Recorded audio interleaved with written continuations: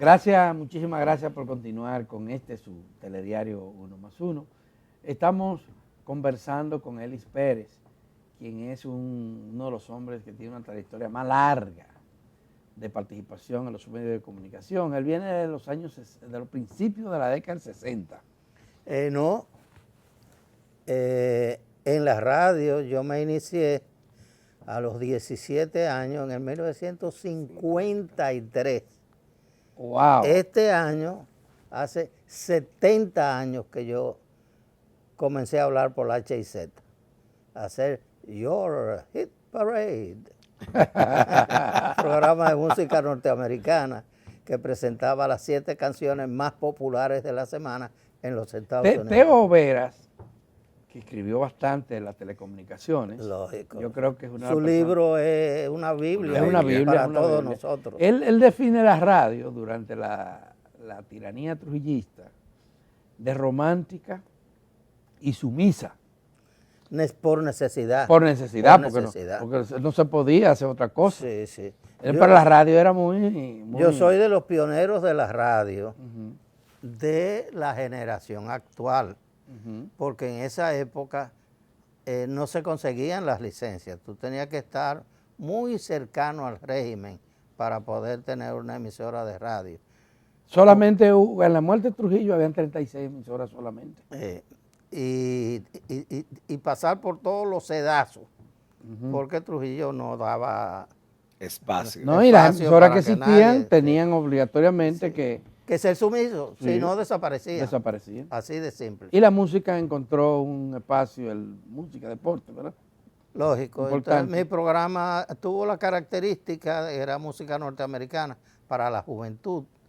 Y yo lo hacía en inglés, el programa completo. Fue el primer programa que se hizo en la Radio Nacional, que era todo en inglés.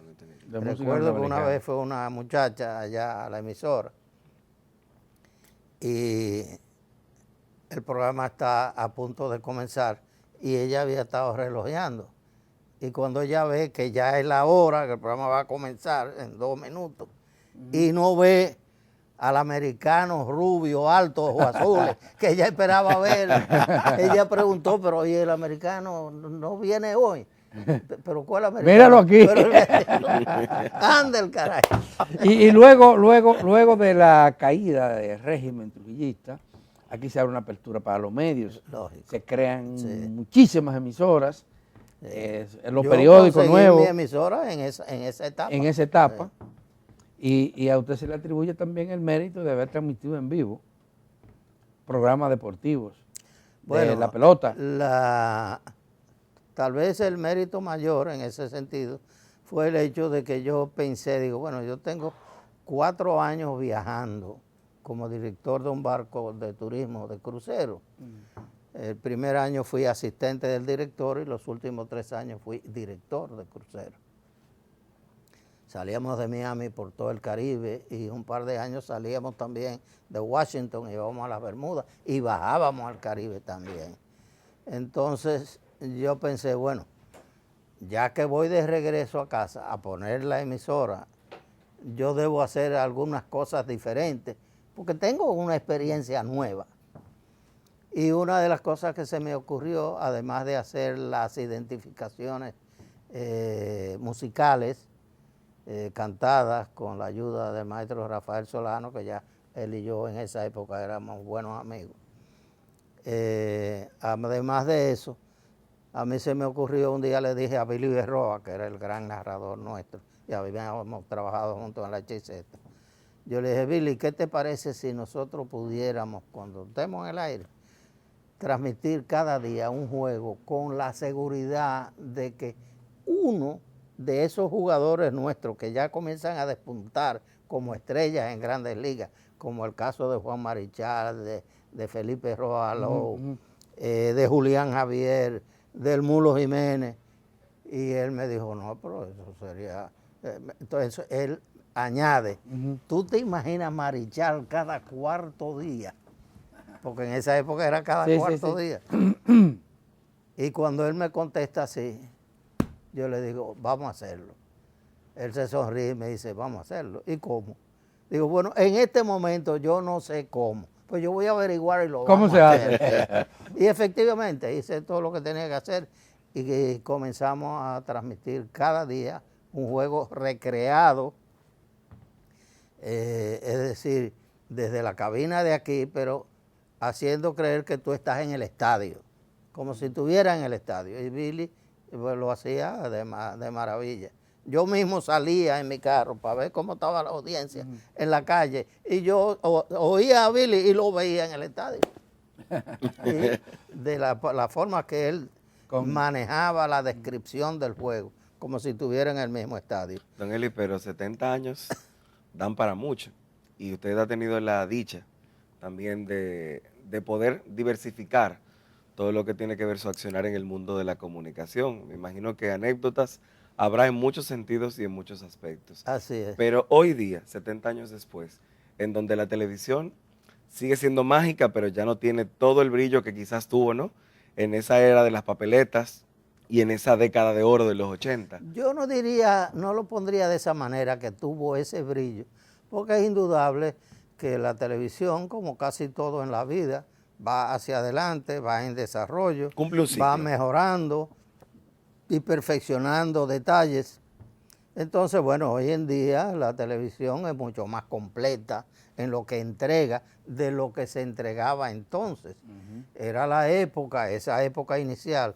Yo me inicio en la televisión en marzo, estamos en marzo ahora, del 67, con el programa Encuentro, que era un programa de entrevistas los domingos por la noche. Y esa era la época en que los programas tenían que ser en vivo, no había casi facilidad de grabación. Para grabar. Y habían unas grabadoras, que allá en el 7 la había entonces, con el ingeniero Pepe Bonilla, habían unas grabadoras que eran de cinta de 2 pulgadas, que eran profesionales. En ninguna casa tú podías ver ese tipo de grabaciones, porque no existía esa facilidad, era un armatroste, como un transmisor de eso en la época. Entonces tú solo podías grabar y verlo ahí para transmitirlo de nuevo. Entonces tú no tenías la facilidad de grabación. Yo hice Los Recién Casados, que es un programa emblemático por su popularidad de la época del 73 al 80, 7 años. Y ese programa fue una maravilla. Cuando yo dejé de hacer el programa, porque me fui a dirigir la Oficina de Turismo Dominicana en Nueva York, que se me ofreció que lo hiciera, y yo puse todo en equilibrio y decidí irme y dejé de hacer el Encuentro los domingos y Los Recién Casados, que era un día de la semana. Y cuando yo me fui, el programa tenía, Los Recién Casados, una lista de espera de patrocinadores, como de 10 casas comerciales, que no cabían. No cabían los anuncios. Era media hora nada más. Y eran 4 segmentos de comerciales, de 4 minutos. De 4 comerciales cada uno, supuestamente de 30 segundos, que siempre un poquito más largo. Sí. Y a mí en el canal siempre me estaban jalando las orejas de que me pasaba con 1 minuto, con 2 minutos, con 3 minutos. Que en televisión, bueno, siempre eso sucede, que te jalan la oreja. Y yo vivía con la oreja caliente, porque casi siempre me pasaba un poco. Yeah. Y el programa, cuando yo dejé de hacerlo, tenía una lista de espera de más de 10 comerciales que no cabían. Tenía 16 comerciales, 4 segmentos de 4 comerciales cada uno. Ese fue el tipo de popularidad que tuvo ese programa. Entonces, ¿a qué es lo que me quiero referir? Que aún así, con ese grado de popularidad, la gente todavía me pregunta hoy, algunos de las parejas que participaron entonces y que todavía viven y que todavía están juntos algunos, si no había una grabación, si no se podía conseguir y una no aparece. Yo le dije, no, porque es que no había facilidad de grabar. Solo existía ese grabador profesional de 2 pulgadas. De 2 pulgadas en el canal, pero no había la grabación doméstica, no existía. Entonces no hay copias de esos programas. Y los cassettes para guardarlos también eran escasos y caros. Nosotros en esa época, de hecho, uno de los programas que hicimos fue a don Héctor García Godoy, que fue presidente provisional al terminar el periodo de la Revolución. Y ya cuando él dejó de ser presidente, mi compañero de programa de la época, Víctor Cabral, había compartido con él cuando él fue con don Héctor García Godoy, que fue embajador en Londres, y Víctor fue cónsul general y ministro consejero en esa misma etapa, así que compartieron. Entonces Víctor lo convenció de que viniera al programa, hicimos un programa con él solo en esa ocasión. Y lo grabamos. Bueno, pues sucedió que 2 meses después que le hicimos el programa, él murió. Que murió así, fue sorpresiva su muerte. Y nosotros que teníamos el programa grabado en el canal, en Raintel, decidimos entregarle esa grabación a la viuda. Y cuando le entregamos la grabación, le dije, esto es a sabiendas de que para usted verlo, tendría que ir al canal a que lo ponga, no hay manera. Que usted lo vea. Pero como quiera, por lo que representa para usted como su viuda y su familia, aquí está. Y se lo dejamos, se lo entregamos. Don Eli, hoy la televisión es totalmente diferente, tal como usted ha dicho, ha habido mucho más profesionalización, mucho más desarrollo tecnológico, que le permite que la gente en sus hogares vea una imagen mucho más nítida y oiga un sonido. Y que vea mucho más imágenes, porque anteriormente, en mi época, era mucho hablar y poco ver, era poco lo que se veía. Hoy en día... Esa fue una de las características de Uno Más Uno, y tal vez por eso impactó tanto.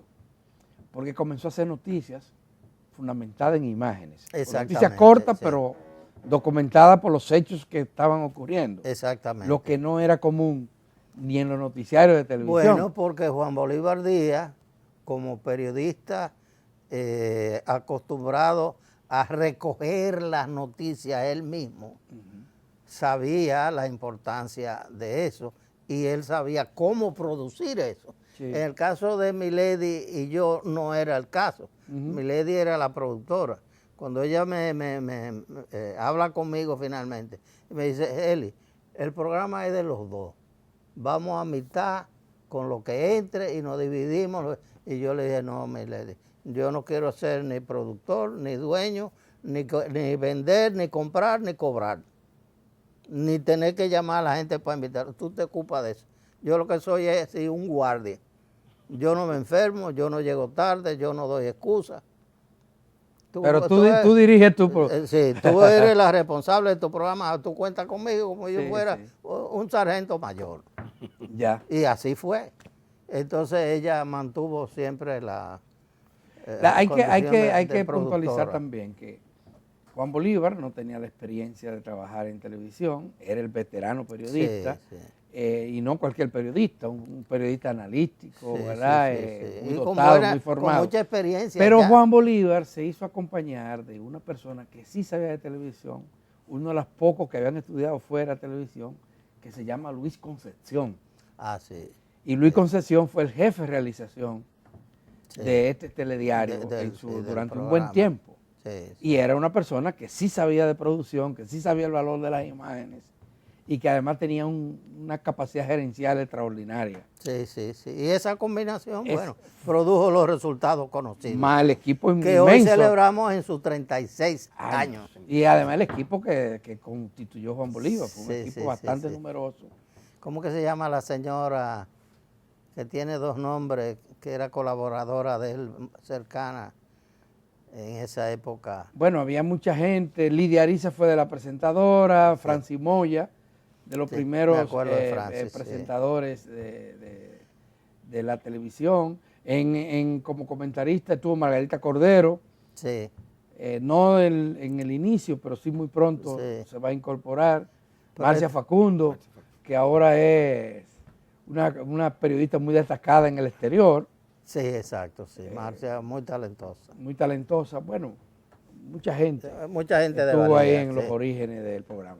Pero yo quiero oír la apreciación suya. ¿Cómo usted ve el futuro de de la televisión. Diferente a lo que tú piensas, la televisión todavía sigue acaparando cerca del 68% de la cartera publicitaria de todo el espectro. Y eso es por la capacidad que tiene es el gran medio, es el medio completo, sí, el medio completo. Yo creo que la televisión va a seguir ocupando esa posición por las condiciones que tiene. Va a seguir agregando tecnología y por ende facilitación de agregar elementos que la hagan más atractiva. Lo que sí podemos decir es que ya no solo en la televisión, pero incluyendo la televisión, aquí ha habido una degradación en el uso del lenguaje que es increíble. Yo no conozco de otro país donde se haya degradado tanto la calidad en uso del lenguaje en medios como aquí. Hoy en día tú puedes, si tú quieres y tienes el tiempo, tú puedes oír la radio de Puerto Rico, de Buenos Aires, de París, de donde tú quieras, porque todo está fácil de encontrar. Y de usar. Pero en la época en que surge Radio y Televisión Dominicana, se convirtió en un palacio de la televisión. Había una escuela. Lógico. Y había que pasar por la escuela antes de participar. Había escuela. Pero para ahora don Eli, de locución, ¿cómo de usted arte? ve esto de que cualquiera anda un programa de televisión o de radio en la República Dominicana y habla a nombre del periodismo y meses después ya es colega de todo el mundo y se dice de todo, bueno, como quiera, ¿verdad? Es el mundo de hoy. Sí. Es el mundo de hoy. Yo lo celebro en sentido general porque pienso que el valor añadido que se ha producido es preferible tenerlo. La democratización. Sí, aún a costa del precio que pagamos por la degradación que se ha producido. Aún así es preferible que haya esa apertura y que todo el mundo tenga la oportunidad de participar. Ahora, siempre tú vas a tener el grupo de profesionales, de gente que se dedica, que se prepara y hace un trabajo serio, y siempre tú vas a tener ahora, con las facilidades que hay, como tú lo ves en las redes sociales, gente que no usa su nombre, ningún tipo de identificación fiable que tú puedas darle un seguimiento e identificarlo, y dicen cualquier barbaridad porque no hay un precio a pagar. Cuando hay un precio a pagar, que tú sabes que te van a identificar, que van a saber dónde tú vives y que te pueden ir a buscar, tú te cuidas. Pero porque si antes había problemas con eso también, ¿verdad? Bueno, eso depende ya de la condición política. Si tienen regímenes como los recientes, eso no es mayor problema. Pero en los regímenes anteriores, en la dictadura ni hablar. Y el periodo de Balaguer todavía había que tener un grado de cuidado. Y fíjate que estamos lamentando conmemorando la muerte de un gran periodista. De un periodista como Orlando que no fue el Martínez. único. Que no fue el único que ofrendó su sangre, ¿verdad? Hay un listado amplio de periodistas que perdieron. Y a otros que le cerraban los programas, los sacaban del aire, lo perseguían. Bueno, pues déjame decirte, yo como dueño de Radio Universal en esa época, a nosotros nos cerraron la emisora en varias ocasiones, porque teníamos el programa de la revista M&B de Billy Berroa y Max Álvarez, y ellos abrían el micrófono. Fue el primer programa que abrió los micrófonos a que el público llamara. Max Álvarez manejaba esa parte y decía, el teléfono y el pueblo. Ahora vamos a la sección el teléfono y el pueblo. Y la gente comenzaba a decir cosas por ahí, por primera vez, tenían esa facilidad y decían de todo, por eso mismo, porque no tenían que identificarse. Claro. Simplemente llamar y decir, este gobierno de Balaguer, Y a mí me cerraron la emisora varias veces. Cuando la revolución, el 24, yo estaba cerrado, el 24. Y cuando voy a buscar junto con Freddy Veras, que en esa época dirigía Radio Cristal, y con Mario Báez Asunción, que dirigía la otra emisora. Radio Mil. ¿Eh? No, No, Mil. Ese era Joaquín Jiménez Maxwell. Joaquín Jiménez. Sí. Me acuerdo que me topé con ellos en la Kennedy con Tiradentes. Y Mario me dijo, Eli, ¿tú no has ido a la Voz Dominicana todavía a manifestarte? Digo, no. Dice, pues tú estás atrasado. Tú tienes que ir y decir que nosotros, la revolución, estamos todos involucrados. Y yo fui. Y dije 4 cosas. Caí preso por eso después. Así es. Es que eran épocas difíciles. Sí. Bueno, el propio Juan Bolívar. Entonces, ahí alguien dijo, los cristales de su emisora los tiene el coronel Pimentel, no, Guerrero, el coronel Guerrero, en el kilómetro 25, donde estaba, o donde la primera está brigada. todavía la primera brigada. Y nosotros cogimos para allá. Y efectivamente, cuando llegamos, estaban repartiendo rifles a la gente. Ahí un foco de revolucionario. Y el coronel, con su uniforme, estaba con la revolución, el coronel Guerrero. Y él dijo, sí, ¿cuáles son? Radio Universal, míralo aquí, Radio Cristal, míralo aquí. Y nos dio los 3. Y nosotros recibiendo los cristales de nuestros transmisores, cuando alguien le dice, el coronel, mire, acaban de llamar, que acaban de levantar aviones de la Fuerza Aérea de San Isidro, que van a venir a ametrallar por la repartición de las armas. Y nosotros salimos de ahí a 1000 bajo los tiros de los aviones. Así de simple. Eran esos tiempos. Entonces, bueno, ¿qué te digo? La televisión ha venido haciendo uso de su condición de facilitación de información, de entretenimiento, de comunicación en sentido general. Y yo creo que seguirá hacia adelante. Ha pasado sus diferentes etapas.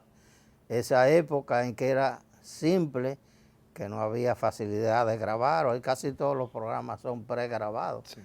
Ya está en la casa los programas que como este, por ser noticias, son en vivo.